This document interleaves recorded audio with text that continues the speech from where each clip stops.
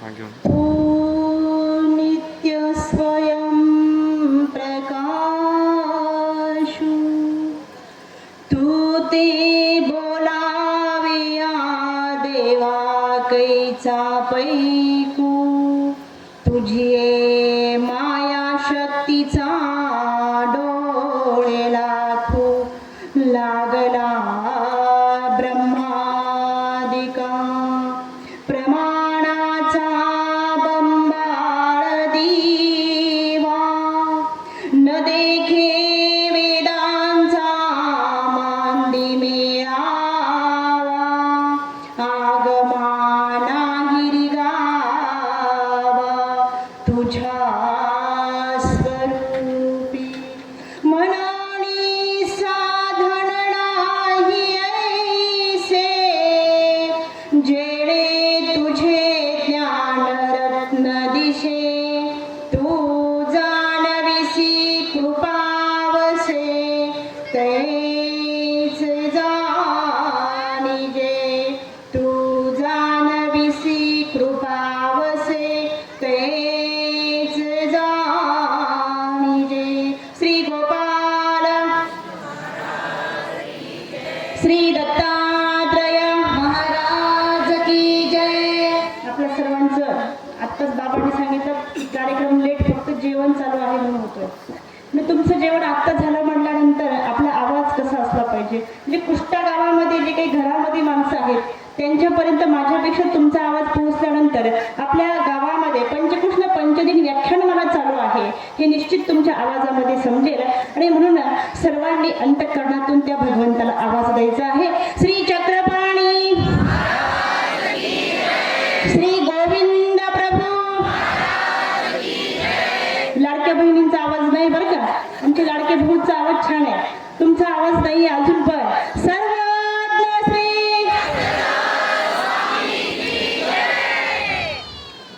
असं जास्त त्रास देत नाही तुम्हाला, वेळ झालेला आहे खूप. अनंत ब्रह्मांड नायक, या जगाचा जगकर्ता, जग उद्धार करता, जग पालन करता, निर्गुण निरामय असलेले परमेश्वर सगुण साकार होऊन या भूतलावर अवतीर्ण होऊन फक्त आणि फक्त जीव उद्धरणाचं व्यसन जेव्हा माझ्या साधनदात्याला आहे, असा माझा साधनदाता मुख्य करून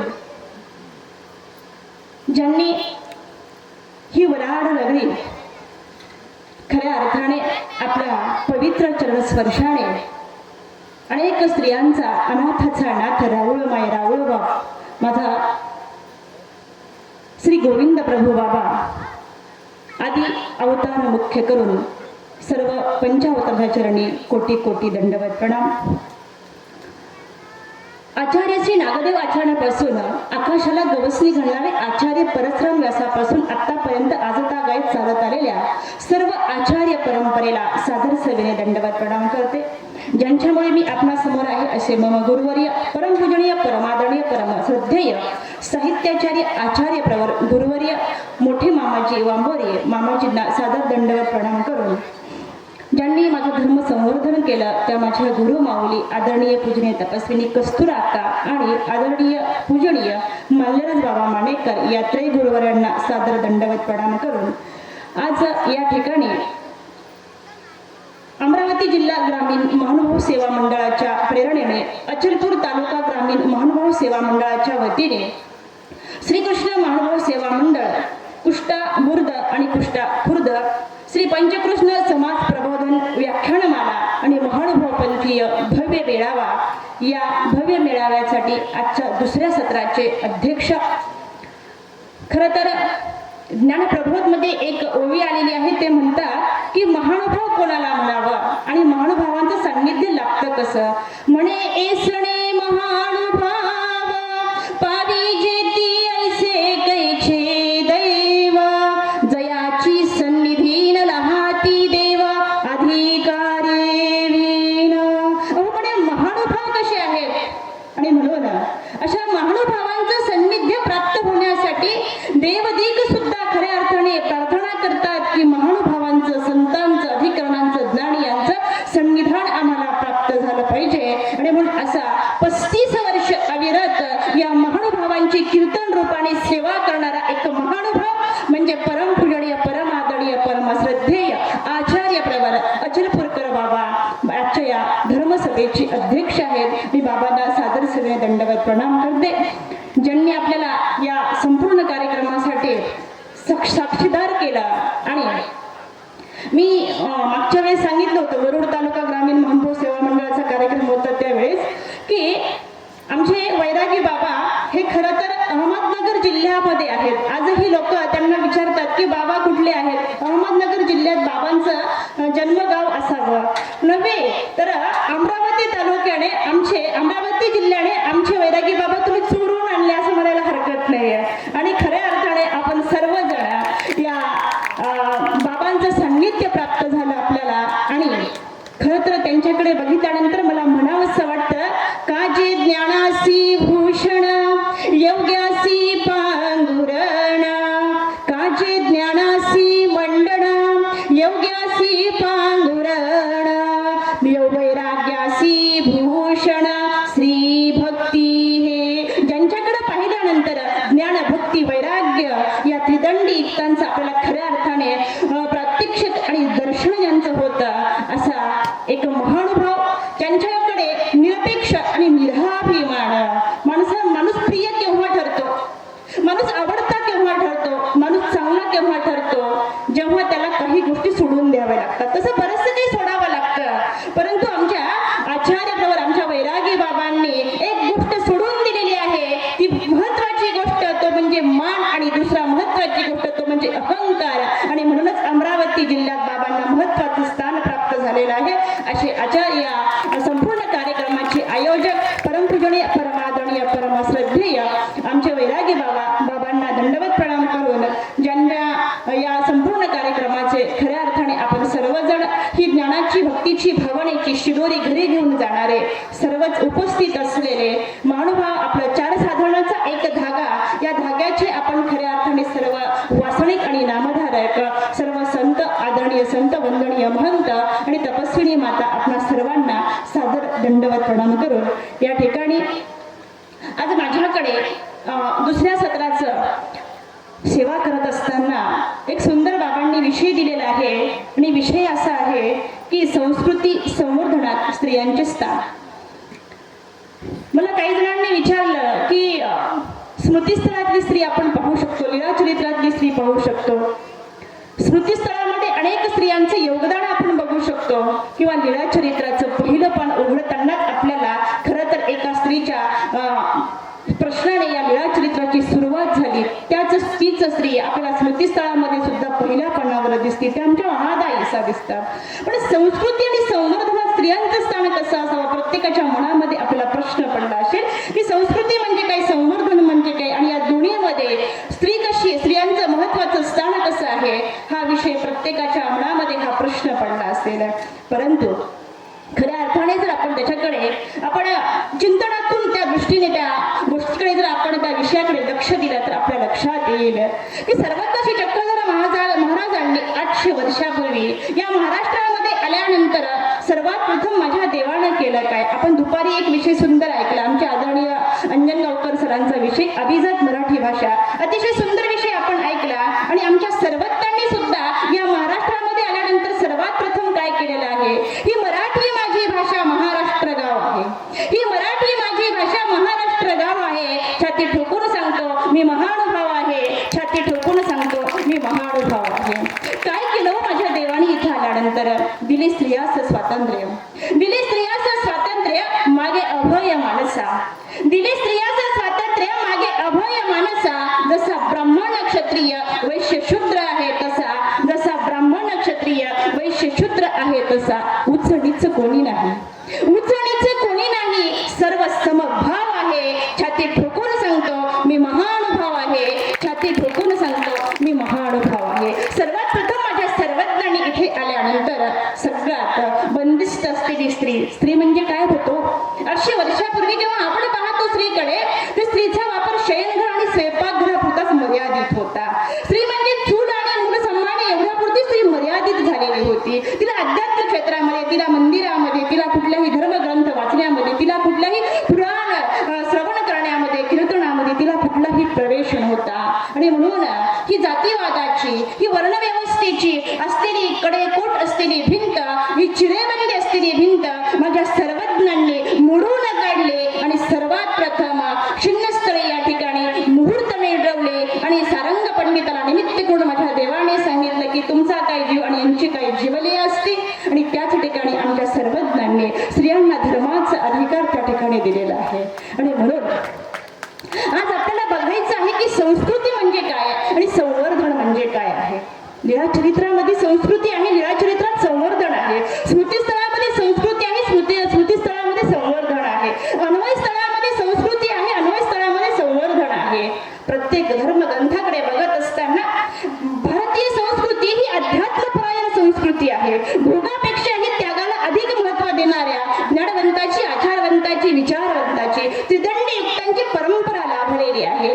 आणि म्हणून आपण भारतीय संस्कृतीला वावरणारे माणसं आहोत. भारतीय संस्कृतीमध्ये जगणारी आपण माणसं आहोत. तशी मध्यदेशीय संस्कृती आहे, पाश्चिमात्य संस्कृती आहे, पण आपण मात्र भारतीय संस्कृतीचा वसा आणि वारसा पाळणारे आहोत. मग संस्कृती म्हणजे काय आहे?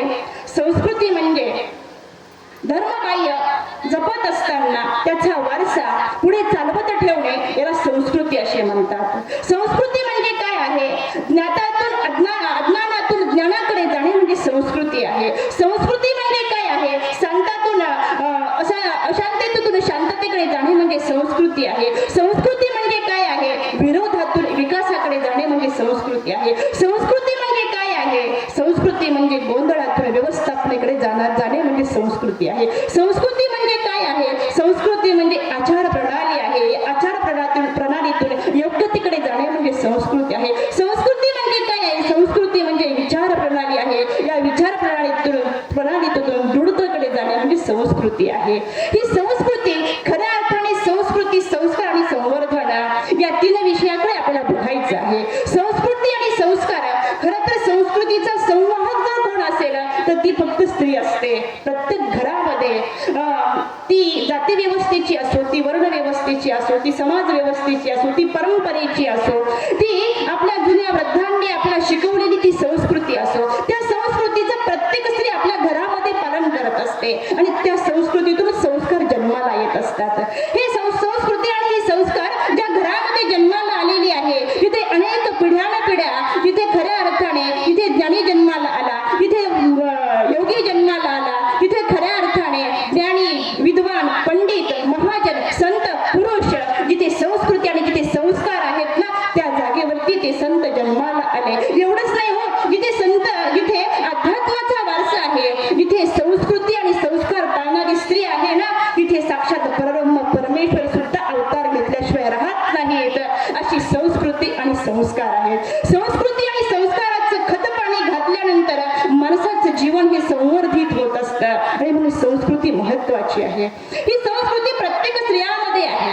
प्रत्येक स्त्री आपल्याला खऱ्या अर्थाने संस्कृती पाळताना दिसतीये, प्रत्येक स्त्री संवर्धन करताना दिसते आहे.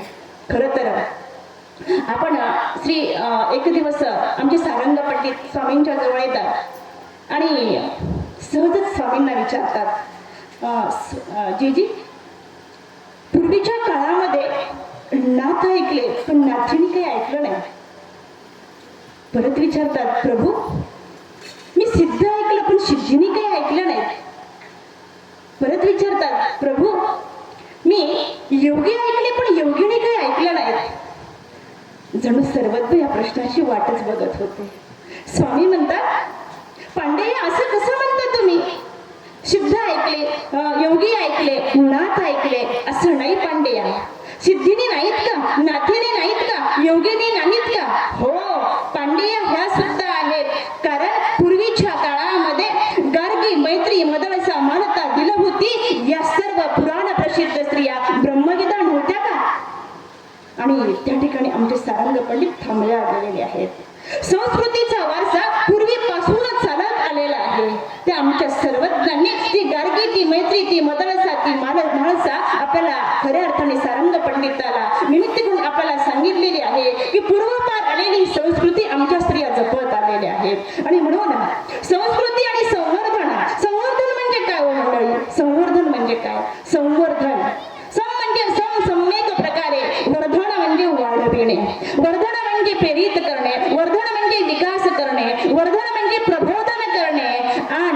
या संस्कृती आणि संवर्धनामध्ये खऱ्या अर्थाने महत्वाचं स्थान जर कोणाचं असेल तर ते फक्त तुमचं आणि आमचं अशा पद्धतीने असलं पाहिजे. आणि मग प्रत्येक घरामध्ये संस्कृती जपल्या गेली पाहिजे. प्रत्येक घरामध्ये धर्म संस्कृती जपत असताना धर्माचं संवर्धन सुद्धा तितक्याच पद्धतीनं झालं पाहिजे. हे आज गरजेचं आहे. हे स्थान आपल्याला पूर्वीपासून चालत आलेल्या आम्हा स्त्रियांनी, आपल्या सर्व स्त्रियांनी ही वारसा जपत आणलेला आहे. आपल्याला सुद्धा त्या वारशाला खऱ्या अर्थाने संवर्धित करायचं आहे. आणि म्हणून सर्वज्ञ चक्रधर महाराजांनी स्त्रियांकडे बघत असताना माझा सर्वज्ञ चक्रधर प्रभू एक दिवस संस्कृती ही स्त्रियांनी कशी जपली पाहिजे म्हणून जेव्हा द्रविडबाई स्वामींच्या दर्शनाला येत असताना स्वामींच्या दर्शनाला जायचे, पण जात असताना आपलं अंग घामेलं आहे. कदाचित माझी दुर्गंधी माझ्या देवाला येईल, नको माझी दुर्गंधी माझ्या देवाला आली नाही पाहिजे म्हणून जवळच वाहत असलेला सुंदर ओढा आहे. त्या ओढ्याचं निखळ स्वच्छ पाणी वाहत होतं आणि वाहणाऱ्या ओढ्यापाशी आमच्या द्रविडबाई गेल्या. थोडीशी हाताची बाई वर गेले आणि आपले हातपाय स्वच्छ धुवून आता सर्वज्ञांच्या दर्शनाला जावं म्हणूनच हातपाय धुत असताना मात्र बाईसा मातेची चाणाक्ष नजर आहे. बाईसा मातेची एक दूरदृष्टी आहे आणि बस या चाणाक्ष नजरेमध्ये ती द्रविडबाईंना हातपाय धुत असताना आमच्या बाईसाने बघितलं आणि सर्वज्ञांना सांगतात, बाबा बघा ना कशी पाय धुतीये, बघितलं कशी हातपाय धुतीये. आणि बस द्रविडबाई स्वामींच्या जवळ आल्या, स्वामींचं दर्शन घेतलं आणि हा जगाचा जगणियंता, हा जगाचा जगमालक या ठिकाणी आम्हा स्त्रियांना संस्कृती कशा पद्धतीने तुम्ही जोपासावी, त्यामध्ये तुमचं महत्वाचं किती स्थान आहे हे सांगत असताना आमचे सर्वज्ञ सांगतात, बाई हे देखत असते हा अवघा जन देखत असे, हे देखत असे हा अवघा जन देखत असते. बाई अशा पद्धतीने प्रत्येक स्त्रियांसाठी लज्जा रूप धर्म हा प्रत्येक स्त्रीचा रक्षण आहे. आणि म्हणून प्रत्येक स्त्रीने या लज्जा रूप धर्माचं रक्षण केलं पाहिजे. हा पहिला संस्कृतीचा वारसा आमच्या सर्वज्ञांनी आमच्यापर्यंत दिलेला आहे आणि तोच वारसा चालवणारे आम्ही पाईक आहोत. आणि सर्वज्ञांच्या त्या ठिकाणी केलेल्या शिक्षापणा द्रविडबाईंच्या लक्षात आल्या आणि तेव्हापासून जर सामाजिक दृष्टीने आपण बघायला गेलो, सामाजिक स्त्रियाकडे बघायला गेलो तर सामाजिक आणि आध्यात्मिक दोन्ही ठिकाणी आपल्याला संस्कृती आणि संवर्धन बघायचं आहे. सामाजिक स्त्री जर आपण बघायला गेलो तर आमच्या पंतप्रधान असलेल्या इंदिरा गांधी एवढंच नाही तर राष्ट्रपती पदाचा सन्मान भूषवणाऱ्या, राष्ट्रपती पद भूषवणाऱ्या आमच्या प्रतिभाताई पाटील यांच्याकडे पाहत असताना, त्यांचा पेहराव पाहत असताना, राष्ट्रपती पदावर बसलेले असताना सुद्धा संपूर्ण अंगभर वस्त्र परिधान केलेले आहेत. राष्ट्रपती पदाचं भाषण करत असताना सुद्धा डोक्यावरचा पदर ज्या माऊलीचा पडत नव्हता, ती खऱ्या अर्थाने ज्या स्त्रीच्या डोक्यावर पदर असतो ना त्याच स्त्रीला या समाजाची कदर असते मंडळी. तीच स्त्री समाजाची कदर करू शकते आणि तीच स्त्री खऱ्या अर्थाने आपल्या नजराने आपलं घर आपल्या ताब्यात ठेवू शकते. अशा आमच्या प्रतिभाताई पाटील एकदा सर्व संत मंडळी, आमच्या अखिल भारतीय महानुभाव परिषदेचे अध्यक्ष अनेक संत मंडळी जेव्हा राष्ट्रपती भवनामध्ये आमच्या प्रतिभाताई पाटलांना भेटायला गेल्या, अतिशय तो क्षण महत्वाचा आहे. तो अनुभव तुम्हाला सांगावा असं मला सांगितल्याशिवाय वाटत नाही. आणि बस त्या पायरी चढत असतात संत मंडळी. वास्तविक तसं पाहायला गेलं तर राष्ट्रपती पदावर ज्या विराजमान झालेल्या असतात त्या द्रौपदीताई मुर्मू असू द्या, त्या आमच्या प्रतिभाताई पाटील असू द्या, कधीही राष्ट्रपती पदाच्या जागेवरून त्या जिथे ज्यांची नियुक्ती झालेली आहे त्यांनी कधीच उठायचं नसतं. कितीही मोठा व्यक्ती असू द्या, कितीही मोठा विद्वान असू द्या, कितीही मोठा पंडित असू द्या, ते जेव्हा राष्ट्रपतीला भेटायला येतात तेव्हा त्यांनी त्यांच्या जागेवरून उठायचं नसतं, असा त्याचा प्रोटोकॉल असतो. मात्र आमच्या प्रतिभाताई पाटील उठतात, 2 पावलं सामोरे जातात, जवळच असते त्यांची मंडळी असते, ते सांगतात की आपण उठू शकत नाही कारण राष्ट्रपती पदावर उठणे हा या गादीचा अवमान आहे. मात्र तेवढ्याच त्याच जागेवरती आमच्या प्रतिभाताई पाटील त्या राष्ट्रपती भवनामध्ये सांगतात की नाही, महानुभावांपेक्षा या राष्ट्रपती पदापेक्षा कोणीच मोठं नाही. खऱ्या अर्थाने हा महानुभाव मोठा आहे, राष्ट्रपती पद मोठं नाहीये. आणि मग आमच्या प्रतिभाताई पाटील पुढे 4 पावलं पुढे जातात आणि त्या ठिकाणी सांगतात की महानुभावांच्या दर्शनाने काय होतं, तया ज्ञानियाची दर्शने पापा होती पोषणे तयाचा अवेरण करावा एवढंच नाही तर राष्ट्रपती पदात भाषण करत असताना सांगतात की ही माझी संस्कृती आहे आणि या संस्कृतीचं पालन करणं हे माझं आद्य कर्तव्य आहे, कारण माझ्या आई वडिलांनी हे केलेले संस्कार आहेत. या संस्काराचं बीजारोपण मी राष्ट्रपती पदावर जरी असले तरी ते मला करणं गरजेचं आहे. आणि म्हणून सामाजिक पातळीवर जेव्हा आपण बघतो तेव्हा राष्ट्रपती पद भूषवणारे आमच्या प्रतिभाताई पाटील सुद्धा खऱ्या अर्थाने संस्कार आणि संस्कृती आणि संवर्धन करताना दिसतात. एवढंच नाही तर शिक्षण क्षेत्रामध्ये हे आपण बघितलं, हे तर सामाजिक क्षेत्रामध्ये आपण बघितलं, परंतु शिक्षण क्षेत्रामध्ये जेव्हा स्त्रियांना सर्व दरवाजे बंद होते, शिक्षण हा स्त्रियांना अधिकार नव्हता, त्यावेळेस क्रांतीज्योती आणि ज्ञानज्योती सावित्रीबाई फुलेंनी शिक्षणाची सर्व दारे उघडी केली आणि खऱ्या अर्थाने आपल्या सर्व स्त्रियांना संवर्धित करण्याचं स्थान बहुमान आमच्या क्रांतीज्योती सावित्रीबाई फुलेंनी त्या ठिकाणी हा ज्ञानाचा मळा फुलवला. संस्कृती संस्काराचा वारसा जपून ज्ञानाची गंगा संवर्धित केली ते आमच्या क्रांतीज्योती सावित्रीबाई फुले. एवढंच नाही, कला क्षेत्रामध्ये पाहत असताना ज्यांच्याकडे बघितल्यानंतर आपल्याला बहुमान वाटावा अशा आमच्या कला क्षेत्रामध्ये असणाऱ्या पी.टी. उषा आहेत. एवढंच नाही तर पोलीस क्षेत्रामध्ये कार्यरत असणाऱ्या आमच्या किरण बेदी आहेत. अंतराळ क्षेत्रामध्ये बहुमान मिळवून खऱ्या अर्थाने सांस्कृतिक वारसा जपणाऱ्या आमच्या सुनीता विल्हणकर आहेत, कल्पना चावला आहेत. एवढंच नाही तर स्वातंत्र्य संग्रामामध्ये ज्यांनी बहुमान मिळवला त्या आमच्या राष्ट्रमाता राजमाता मासाहेब जिजाऊ सुद्धा त्या ठिकाणी आपल्याला पाहायला मिळतात. उंच भरकरी वस्त्र अंगावरती असताना सुद्धा झाशीची राणी एक तलवार फिरवू शकते, हा संस्कृतीचा वारसा आपल्याला झाशीची राणी, सरोजिनी नायडू, फातिमा शेख अनेक स्त्रिया त्या ठिकाणी आपल्याला बघायला मिळतात. एवढंच नाही तर मंदिर विकास निर्णयाची मध्ये सुद्धा खऱ्या अर्थाने ते क्षेत्र सुद्धा त्या स्त्रियांनी रिकामं ठेवलं नाही. ते आमच्या अहिल्याबाई होळकरांनी अनेक मंदिर दगडी चिरेबंदी मंदिरं बांधण्यामध्ये सुद्धा स्त्रिया अग्रेसर आहेत. आणि म्हणून सामाजिक क्षेत्रामध्ये स्त्रियांनी विकास केला, सामाजिक क्षेत्रात स्त्रियांनी खऱ्या अर्थाने त्या ठिकाणी संवर्धित केलं. शिक्षण क्षेत्र, कला क्षेत्र, राजकीय क्षेत्र, सर्व क्षेत्रामध्ये स्त्री संवर्धित झालेली आहे. खरं तर संस्कार म्हणजे काय असतं?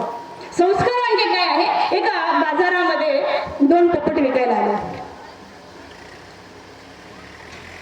असा विकणारा म्हणत होता की 500 रुपयाचा एक पोपट आणि 5 रुपयाचा एक पोपट. लक्षात ठेवा, 500 रुपयाच्या पोपट एक उजव्या बाजूला होता आणि 5 रुपयाचा पोपट डाव्या बाजूला होता.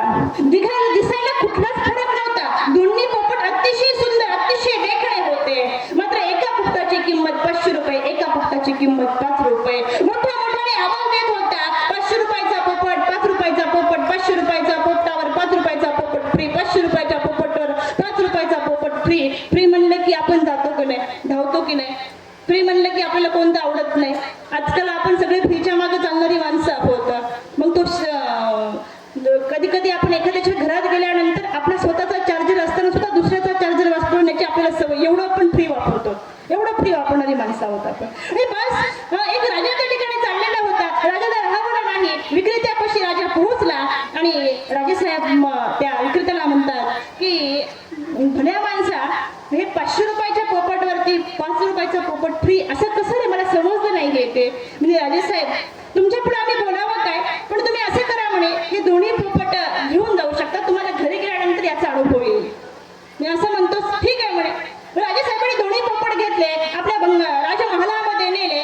एक 500 रुपयाचा पोपट होता, तो आपल्या उशाला मस्त त्याचा पिंजरा टांगला, तिथं त्याला डाळिंब वगैरे, पेरू वगैरे सर्व काही त्याचं खाद्यपदार्थ दिलं आणि राजा आनंदात झोपला.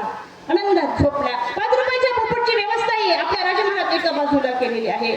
सकाळी आता राजेसाहेब उठण्याच्या अगोदरच मात्र 500 रुपयाच्या पोपटाने त्या पिंजऱ्यामधून एक सुंदर आवाज बाहेर काढलेला आहे. अतिशय सुंदर आवाज होता आणि त्या सुंदर आवाजामुळे सकाळची श्रीकृष्णाची भूपाळी गाणारा तो पोपट होता. श्रीकृष्ण महाराजांची भूपाळी गायली. एवढंच नाही, पसायदान म्हणणारा तो पोपट होता. राजेसाहेबांना जाग आली, आता विश्वात्मके देवे येणे वागतने तोषावे, तोषवणे मज द्यावे पसायदान. हे वाक्य कानावरती पडलं आणि सगळे राजमहाल शांत झाला. सगळा राजमहाल शांत झाला. थोडासा कालावधी गेला, आता पोपटाने परत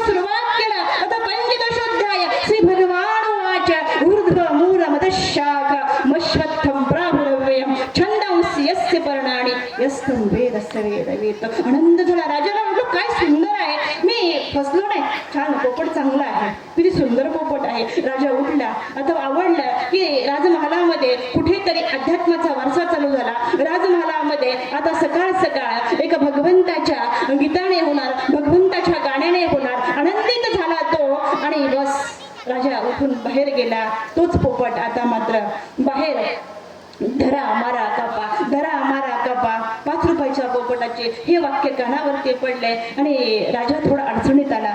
राजा म्हटलं 500 रुपयाचा पोपट, भूपाळी गातो 500 रुपयाचा पोपट, भगवद्गीता म्हणतो 500 रुपयाचा पोपट, अभयदान म्हणतो 500 रुपयाचा पोपट, पसायदान म्हणतो, मात्र 5 रुपयाचा पोपट धरा मारा कापा हे काय म्हणतो आहे.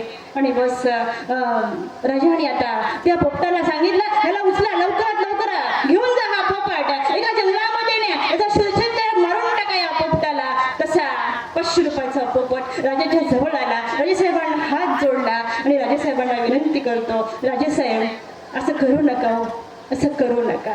म्हणजे का? अरे तू कोण याच्यासाठी अडवा येणारा? तू काय म्हणतोस असं करायचं नाही? तुझं काय कारण आहे ह्याला शिक्षा द्यायची आहे? हा माझ्या राजवाड्यामध्ये धरामारा कापा म्हणतोय, याचे संस्कार चांगले नाही, याची संस्कृती चांगली नाहीये. राजाच्या तोंडातून सहजच वाक्य बाहेर पडला, याचे संस्कार चांगले नाहीयेत, याची संस्कृती चांगली नाहीये, हा माझ्या राजमहाराज संवर्धन करू शकणारा नाहीये. हा काय तू सांगतोस की याला मारू नका म्हणून? त्यावेळेस 500 रुपयाचा पोपट हात जोडतो आणि राजेसाहेबांना सांगतो, राजेसाहेब हा माझा सख्खा भाऊ आहे, राजेसाहेब हा माझा सख्खा भाऊ आहे. आणि सख्खा भाऊ आणि दोन्ही भावामध्ये एवढी तफावत कशी? जमीन आसमान बदल कसा? असं कसं होऊ शकतं? त्यावेळेस तो पोपट राजाला सांगतो, राजेसाहेब एकही माता एकही पिता एकही तरुवर बैसत, एकही माता एकही पिता एकही तरुवर बसत, संगत के गुण दोनों लागे राजा बार बार क्यों पुसत, संगत के गुण दोनों लागे राजा बार बार क्यों पुसत. आता राजाच्या लक्षात आलं की संस्कार आणि संस्कृती ज्या घरामध्ये पाळल्या जात नसेल, संस्कार आणि संस्कृतीचा वारसा ज्या घरामध्ये जाणत नसेल, ती पिढी वया गेल्याशिवाय राहत नाही, ती पिढी खऱ्या अर्थाने विनाशाला कारणीभूत झाल्याशिवाय राहत नाही. एका पोपटावरती जर असे संस्कार होऊ शकतात तर तुम्ही आम्ही माणसं आहोत. आणि म्हणून घरामध्ये संस्कार करण्याचं महत्वाचं काम जर कोण करत असेल ना, तर ती फक्त आपण स्त्री करू शकते. आणि म्हणून संस्कृती आणि संवर्धन करण्यामध्ये महत्वाचं स्थान जर कोणाचं असेल तर ते घरापासून देशापर्यंत, घरापासून जगापर्यंत, गल्लीपासून दिल्लीपर्यंत जर कोण करत असेल ना, तर ती फक्त स्त्री आणि स्त्रीच करू शकते. आणि म्हणून संस्कृती आणि संवर्धनात महत्वाचं स्थान हे स्त्रियांचं आहे. मंडळी, महत्वाचं स्थान हे स्त्रियांचं आहे. कारण येथे वडील जे जे करीती तया नाम धर्म ठेवती, येथे वडील जे जे करीती तया नाम धर्म ठेवती, तिची एर अनुष्ठिती सामान्य सकळ, तिची एर अनुष्ठिती सामान्य सकळ. तुमच्या घरामध्ये सकाळी उठल्यानंतर जर मोठी माणसं आपली स्वतःची आई, स्वतःचे वडील, स्वतःचा भाऊ, स्वतःची बहीण जर वडीलधाऱ्यांचा मान राखत नसेल, जर येणाऱ्या संतांना दंडवत करत नसेल, उठल्यानंतर देवपूजा वंदन करत नसेल, आपल्या घराचं जर मंदिर होत नसेल ना, तर त्या घरामध्ये कधीच संस्कृती आणि संस्कार पाळला जात नाही आणि मग ते घर कधी संवर्धित होऊ शकत नाही. आपल्या घराचं मंदिर जर करायचं असेल ना, तर प्रत्येक आईला आपल्या मुलावर आज धर्माचे संस्कार देणं गरजेचं आहे. छोट्याशा धानाईसावर आमच्या उमाईसाचे किती सुंदर संस्कार आहेत, किती सुंदर संस्कार आहेत.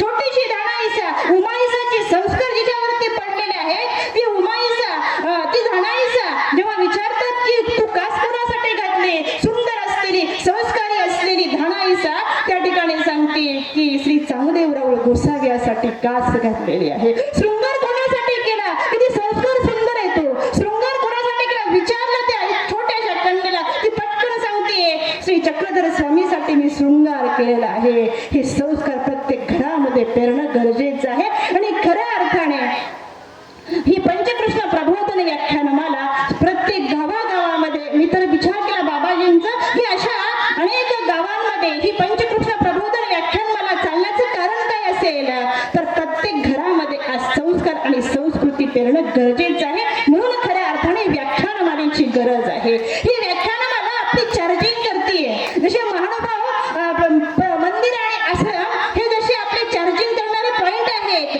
तशीच व्याख्यानमाला सुद्धा प्रत्येकासाठी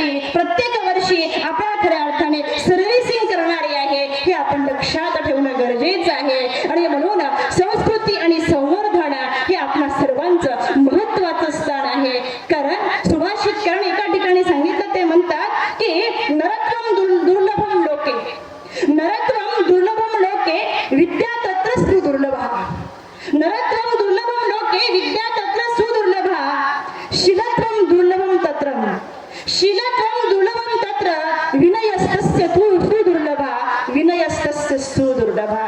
खऱ्या अर्थाने मनुष्य जन्म मिळणं खरं दुर्लभ आहे. हा सहजासहजी प्राप्त होत नाही. हा मनुष्य देह सहजासहजी तुम्हा आम्हाला प्राप्त झाला का?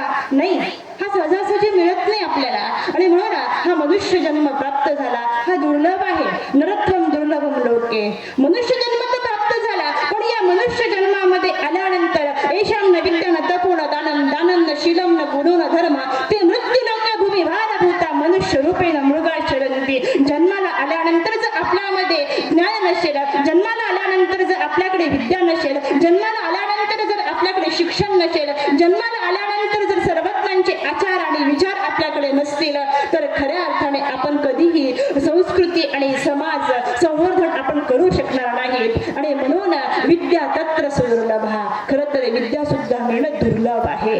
म्हणून आमचे महानुभाव गावोगावी जातात, आमचे महानुभाव गल्लोगल्ली जातात, आमचे महानुभाव घराघरापर्यंत पोहोचतात, आमचे महानुभाव घरातल्या माणसाच्या मनामनापर्यंत, हृदयापर्यंत पोहोचतात. आणि माझ्या देवाचं ब्रह्मविद्याशास्त्र, माझ्या देवाचं ब्रह्मविद्या ज्ञान, कारण सगळ्यात दुर्लभ परमेश्वराची प्राप्ती आहे. ही प्राप्ती माझ्या साधनदात्याची प्राप्ती माझ्या या दुर्लभ मनुष्याला ही खरी मिळाली पाहिजे. आणि म्हणून विद्या तत्र सुदुर्लभा असा मानस ज्यांचा आहे. आणि म्हणून शीलमचं दुर्लभम तत्र, खऱ्या अर्थाने वाणीवरून उच्चारावरून विद्वत्ता, वाणीवरून विद्वत्ता आणि वर्तनावरून शीलता खरी माणसाची समजत असते. आणि म्हणून ही उच्चारावरून विद्वत्ता माणसाच्या लक्षात येण्यासाठी जर माणसाकडे शीलता नसेल, शील हा गुण नसेल, संस्कार हा गुण नसेल, तर त्या माणसाकडे मनुष्य म्हणून बघता येत नाही. म्हणून संस्कार विघटित होण्यासाठी,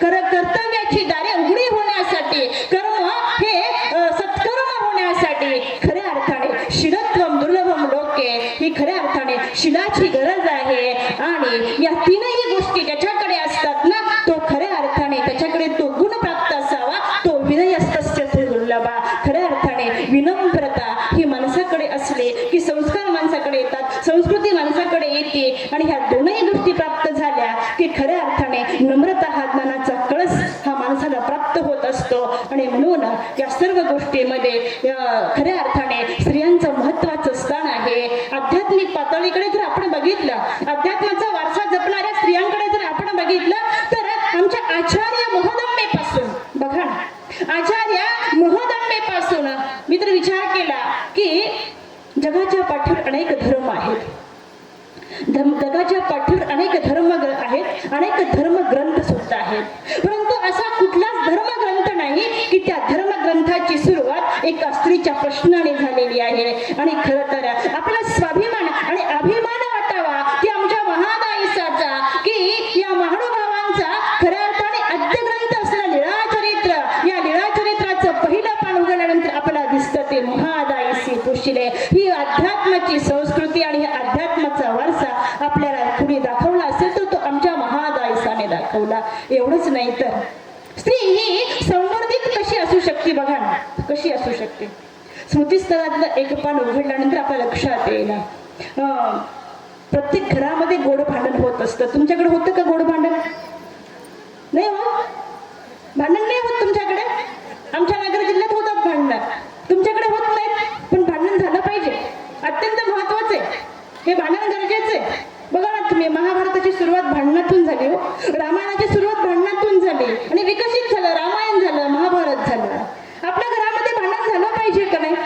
स्मृतीस्थळामध्ये सुंदर भांडण झालं, एकदम सुंदर भांडण आहे. भांडणाचा विषय पण खूप सुंदर आहे, अतिशय सुंदर आहे, परंतु संस्कृती आणि संस्काराचा वारसा जपणारं भांडण आहे. भांडण आहे ते संवर्धित करणारं भांडण आहे, अतिशय सुंदर. पती पत्नीमध्ये गोड भांडण चालू होतं. भांडण असं होतं, पती पत्नीला म्हणत असते तुम्ही मार्गात जा अगोदर. असं भांडण होतं का तुमच्याकडे? पत्नी पतीला सांगते तुम्ही मार्गात जा अगोदर. अतिशय गोड भांडण आहे.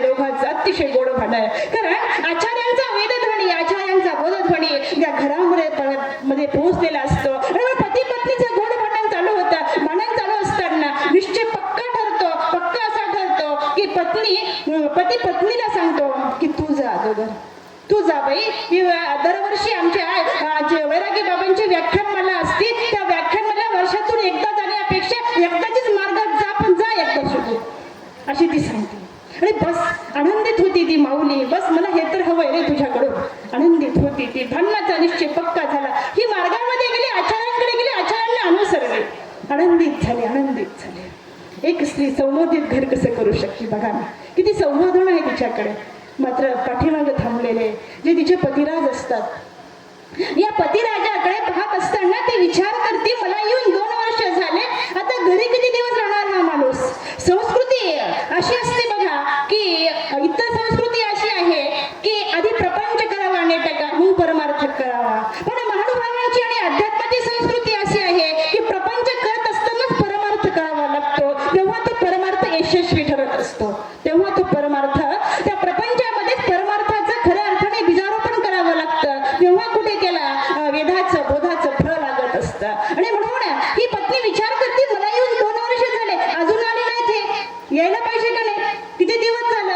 आणि मला सांगितलं तुला मी जा म्हटलं त्यात माझा स्वार्थ होता, तुला मी जा म्हटलं त्यात माझा स्वार्थ होता, तुला भरपूर सुख मिळावं हाच त्याचा अर्थ होता, तुला भरपूर सुख मिळावं हाच त्याचा अर्थ होता. अगं तुला जा मी काय म्हटलं माहितीये का तुला, तू संसारामध्ये अपार कष्ट सहन केलेस ना. तर स्त्री म्हणजे काय हो, सहनशीलता. स्त्री म्हणजे काय, संकटाचा सामना. स्त्री म्हणजे काय आहे, आता नाही ती व्यवस्था संपलेली आहे, परंतु पूर्वीच्या काळामध्ये आमची आजी किंवा आमच्या परमार्गामध्ये आम्ही लहानाचं मोठं होत असताना निमित्तविधी सांभाळणारे आमच्या किंवा आमचे गुरुवर्य, आमच्या गुराई आम्हाला सांगतात की हे सगळं करत असताना ती गुरु माऊली आम्हाला सांगते की अर्धा किलो तेल 15 दिवस कसं पुरवायचं, ही आमची गुरु माऊलीच आम्हाला सांगू शकते. ही आमची गुरु माऊली. प्रत्येक स्त्रीच्या घरामध्ये तुम्ही आजीबाईंना आपल्या विचारा, आपल्या पणजीला विचारा, आपल्या आईला विचारा, स्त्री म्हणजे संकटाचा सामना, स्त्री म्हणजे संघर्ष आहे. स्त्री म्हणजे कठोर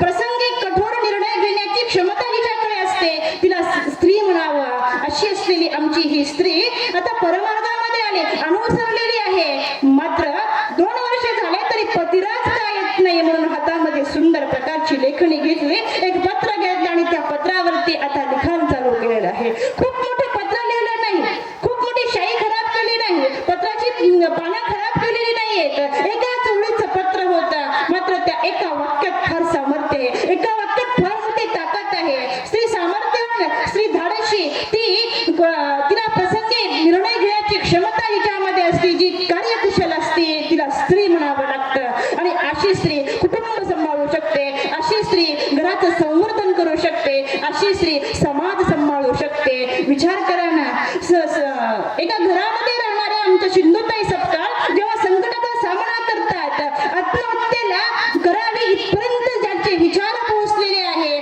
त्याच आमच्या सिंधुताई सपकाळ. हम दो हमारे दो तो कोणी पण सांभाळू शकतो, पण एक स्त्री, आमची स्त्री अख्ख्या अनाथांची माय होऊ शकते, याचं प्रात्यक्षिक उदाहरण आमच्या सिंधुताई सपकाळ आहेत. आणि म्हणून खऱ्या अर्थाने हे संवर्धित केलं आमच्या सिंधुताई सपकाळी, आणि अनेक स्त्रियांच्या त्या आई झालेल्या आहेत. एक सामर्थ्य त्या पत्रामध्ये होतं, त्या ओळीमध्ये होतं. आणि पत्र लिहिलं, पाठवलं. पत्रामध्ये एकच वाक्य होतं, जी चुलीची खीर खादरी ती चुलीची काय राखाल. एकच वाक्य होतं, एकच वाक्य. मात्र पत्र पंडितांच्या हातामध्ये पोहोचलं आणि वाचलं. पत्रामध्ये एकच वाक्य आहे, ज्या चुलीवरची खीर खाल्ली त्या चुलीवरची राख खाण्यासाठी तुम्ही घरी थांबलात का. आणि या एकाच वाक्यासरशी आमचे दामोदर पंडित म्हणतात, आता कोपली आता जावे लागेल. आपलं स्वतःच धर्म संवर्धित नाही केला तर दामोदर पंडितांचा सुद्धा धर्म संवर्धित करणारी स्त्री आमच्या स्मृतीस्थळामध्ये आपल्याला पाहायला मिळते. आणि जेव्हा दामोदर पंडित येतात, परमार्गामध्ये येतात, अनुसरतात दामोदर पंडित. आणि खऱ्या अर्थाने दामोदर पंडित परमार्गामध्ये आल्यानंतर आमचे आचार्य म्हणतात, हिराई म्हणजे विरक्ताची कसवटी गा, हिराई म्हणजे विरक्ताची कसवटी गा, हीचा कशी उतरला तो विरक्त. आणि म्हणून हीच पंडितांचे आमचे चिंतनजनक बाबाजी याच्यावर सुंदर मार्गवडीमध्ये म्हणतात की पंडितांचे हिराईसा आचार्यांच्या पाशी आले, पंडितांचे हिराईसा आचार्यांच्या पाशी आले. संसाराच्या सोबत्याला वाट तिने दाखविली, संसाराच्या सोबत्याला वाट तिने दाखविली.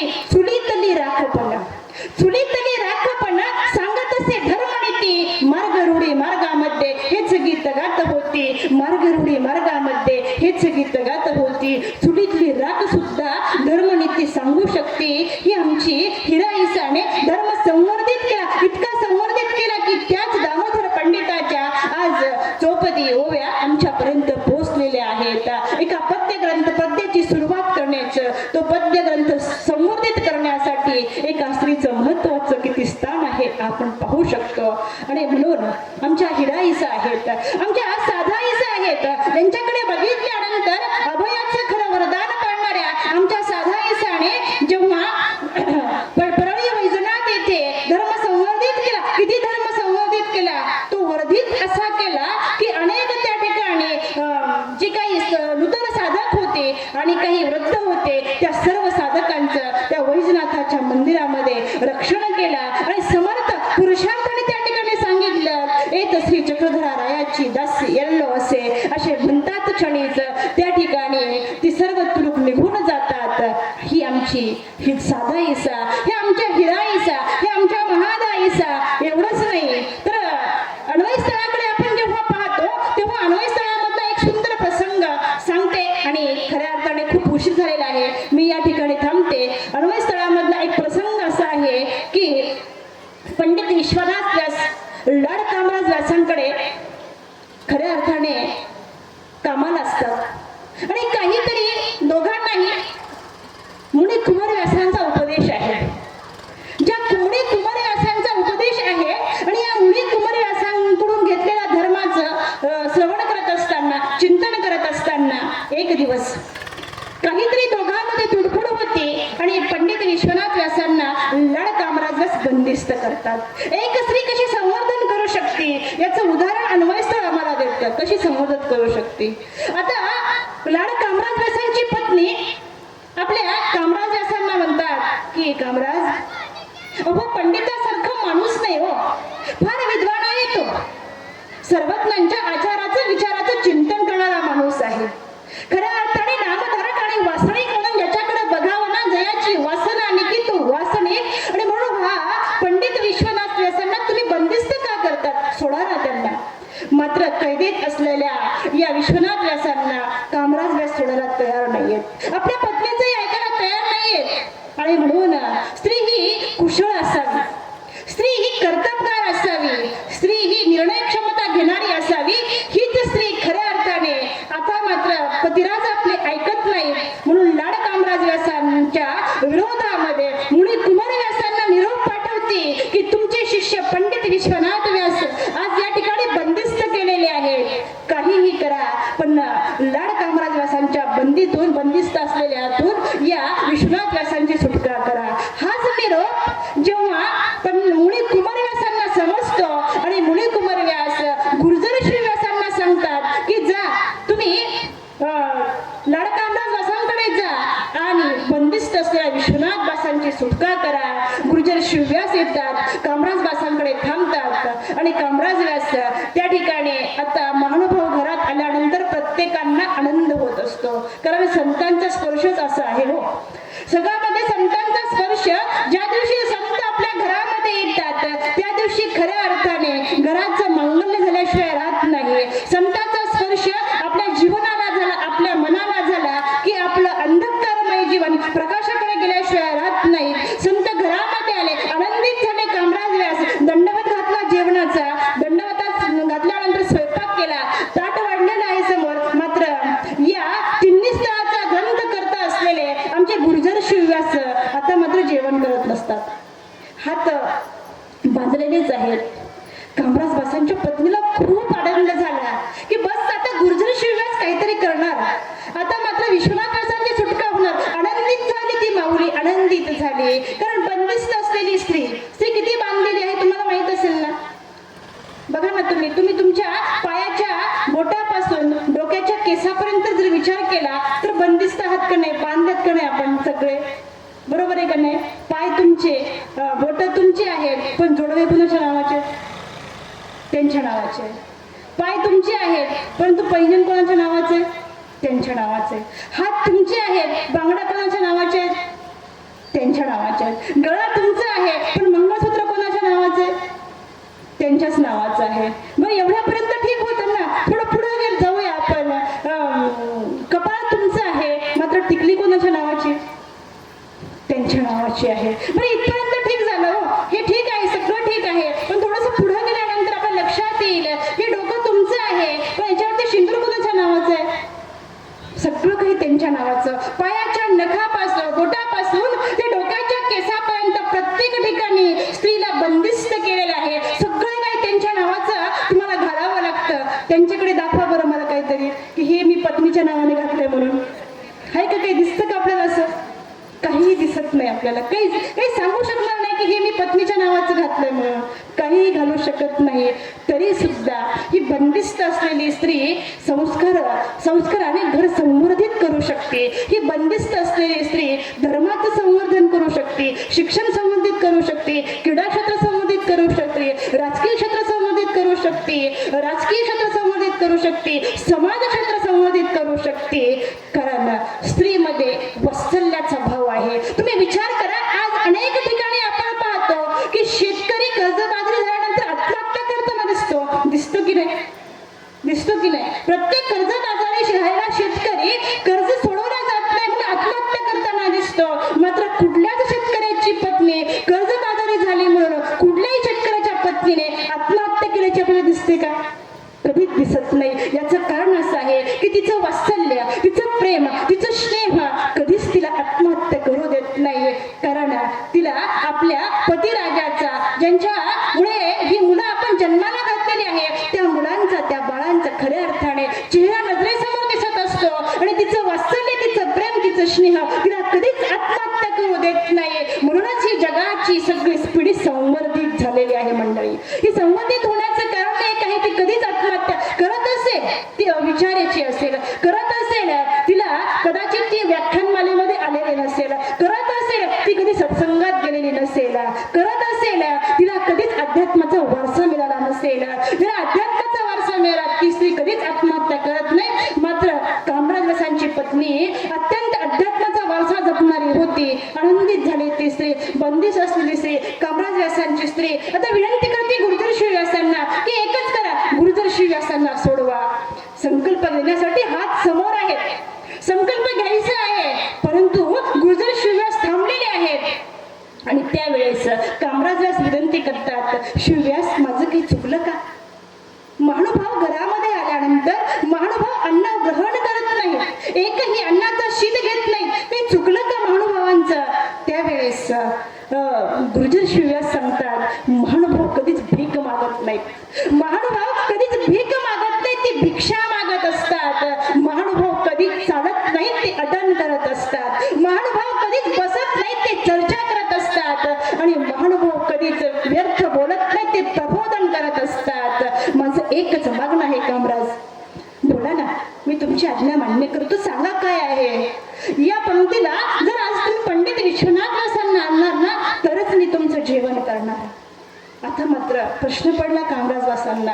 दररोज सकाळ, दुपार, संध्याकाळ तिन्ही टाइम विनंती करणारी माझी पत्नी मी मात्र ऐकत नव्हतो. मात्र हा महानायक, हा महापुरुष, हे महान अधिकारी गुरुजर श्री व्यास अन्नाचं ग्रहण करत नाहीयेत. मात्र आता पटकन उठले, दरवाजा खोलला, बंदिश असल्या विश्वनाथ व्यासांना सोडवलं आणि पंक्तीला आणून बसवलं. त्याच क्षणी गुरुजर श्री व्यास आनंदित झाले. मात्र लाड कामराज व्यासांच्या पत्नीच्या डोळ्यातून अश्रूंच्या धारा वाहू लागल्या की बस हे प्रभू श्री चक्रधर महाराज, मी आनंदित झाले रे, आज आनंदित झाले. कारण पंडित विश्वनाथ व्यासांची गरज आहे महानुभावांना. हा महानुभाव खऱ्या अर्थाने तुमच्या आमच्या सर्वांसाठी गरजेचा आहे. आणि या कामराज व्यासांच्या या संपूर्ण केलेल्या प्रयत्नाला खऱ्या अर्थाने यश इतकं आलं मंडळी की या कामराज व्यासांच्या पत्नीमुळे विश्वनाथ व्यास सुटले आणि 12 खंडीची निर्मिती झाली, जी आज तुम्ही आम्ही सर्वजण वंदन करत आहोत. खऱ्या अर्थाने ही 12 खंडीची निर्मिती करण्याच्या पाठीमागे आमच्या कामराज व्यासांच्या पत्नी आहेत. म्हणून एक स्त्री संस्कृतीचा वारसा जपून, संस्काराची पेरणी करून, खरं तर या संघात कोण असेल तर ती आमची स्त्री आहे. आणि अनेक अशा स्त्रियांचे अध्यात्माचे दाखले या स्मृतीस्थळामध्ये, या अन्वयस्थळामध्ये, या क्रियाचरित्रामध्ये आपल्याला दिसतात. आजही आमच्या संपूर्ण महानुभावांमध्ये आपण जेव्हा पाहतो तेव्हा आचार्य प्रवर आमच्या अहमदनगर जिल्ह्याच्या आमच्या भियार्डीच्या बाईचे धर्म संवर्धित करतात. अनेक स्त्रियांचं धर्म रक्षण करून अनेकांच्या ठिकाणी धर्म प्रबोधन करतात. आमच्या 300 ते 400 मंडळी स्त्रियांना त्या सांभाळतात आणि अनेक स्त्रियांच्या जीवनाला आकार देतात, अनेक स्त्रियांचा धर्म संवर्धन करतात. म्हणून या व्याख्यानमालेतल्या आजच्या विषयातून आपण सर्वजण एकच घरी घेऊन जायचं आहे की आपल्याला धर्म संस्कार आणि धर्म संस्कृती आणि धर्माचं संवर्धन आपल्या घरामध्ये करायचं आहे. कारण एक स्त्री सुद्धा एका घराचं संवर्धन करू शकत नाही, तर ती माहेरची स्त्री सासरे गेल्यानंतर माहेर आणि सासर दोन्ही घरचं संवर्धन करत असते. तीच स्त्री न सुद्धा सासरचं संवर्धन करत नाही, तर तिच्या पोटी जन्मात आलेली मुलगी असो मुलगा असो त्यांचं धर्म संवर्धन करून पुन्हा सोयऱ्याचे सोयरे सुद्धा धर्म संवर्धित करू शकतात.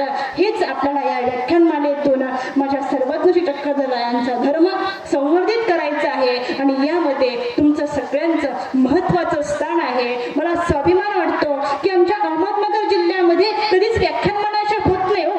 इथे बाबा तुम्हाला सगळ्यांना एकत्रित करतात आणि हे प्रबोधन करून आपला धर्म संवर्धित करतात. निश्चितच आपल्या सर्वांकडून अपेक्षा बाळगते की आपण सर्वजण आपल्या घरामध्ये माझ्या सर्वज्ञांचे विचार धर्म संवर्धित करसाल आणि एक शिकलेली आई जसं घर पुढे घेऊ शकते तसेच आपण आपल्या सर्वज्ञांचे विचार आपण आपल्या घरापर्यंत एक तुम्ही विचार करा ना, घरामध्ये धर्म संवर्धित होऊ शकतो की नाही. सकाळी उठल्यानंतर संध्याकाळी देवपूजा एकत्र करावी, घरामध्ये सर्वांनी मिळून आरती एकत्रित करावी. निश्चितच धर्म संवर्धित झाल्याशिवाय राहणार नाही ही अपेक्षा आपल्या सर्वांकडून या ठिकाणी बाळगते. आणि आजचा हा स्त्रियांना संस्कृती आणि संवर्धनात स्त्रियांचे महत्त्वाचे असलेले स्थान या विषयाला स्पर्श करत असताना गुरुवर्या स्थानी असलेले आचार्य प्रवर कीर्तन केशरी आचार्य बाबाजी यांच्यासमोर मी बोलावं म्हणजे सूर्यापुढे काजवा प्रकाशित करण्यासारखं आहे.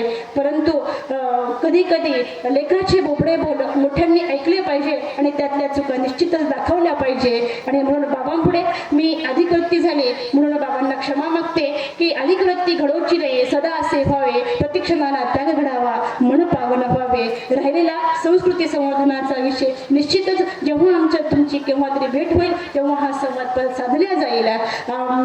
आपल्या घरात धर्म संवर्धन करावा ही अपेक्षा बाळगते. कारण थोर स्त्री या जगी होऊन गेल्या, चरित्र त्यांचे पाहू जरा, त्यांच्यासारखे होण्यासाठी प्रयत्न आपण करू जरा, आणि म्हणून या प्रवास करत असताना मला एक जणांनी विचारलं तुम्ही कुठे चालला. मी त्यांना सांगितलं अमरावतीला चालल्या. म्हणजे अमरावतीत कुठे चालल्या. मग त्यांना सांगितलं की कुष्टा गावाला पंचकृष्ण प्रबोधन व्याख्यानमाला आहे. त्यांनी ते गावाचं नाव ऐकलं आणि कदाचित ते कविमनाची माणसं असावं, कारण कविमनाची माणसं कुठेही कधीही कवित्व करू शकतात. आणि म्हणून एक छोटेसं त्यांनी या कुष्टा शब्दावरून अतिशय सुंदर वाक्य मला सांगितलं. ते म्हणतात की गावाचं नाव खूप छान आहे कुष्टा. म्हणलं हो खूप छान आहे, पण मी काही बघितलेलं नाहीये. नाही म्हणे कुष्टा गावाचं असं आहे की गावाची नाव कुष्टा त्यांची देवावरी निष्ठा, गावाची नाव कुष्टा त्यांची देवावरी निष्ठा. आणि म्हणूनच या जागेवरती साधेन तुम्हा आम्हा परमेश्वराची परनिष्ठा आपल्या सर्वांची माफी मागते आणि या ठिकाणी थांबते. सर्वे भवन्तु सुखिनः, सर्वे सन्तु निरामया, सर्वे भद्राणि पश्यन्तु मा कश्चित् दुःखभाग् भवेत्. सर्वज्ञ श्री चक्रधर स्वामी की जय. खूप छान प्रकारचे आपण सर्वांना